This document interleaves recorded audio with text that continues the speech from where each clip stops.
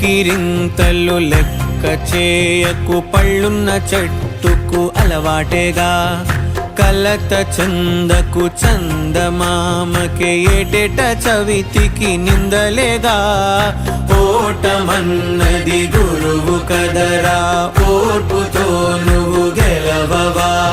రేపుకే దిక్సూచి నిన్న రెక్కలే చుక్కానిరా.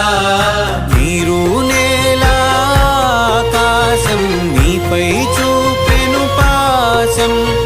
దారే తప్పిన పాదాలు గాడిన పడితే సంతోషం.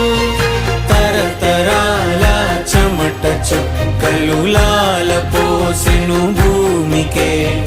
బాధ్యతగా కొనసాగినాదో నైవేద్యమేగా స్వామికే.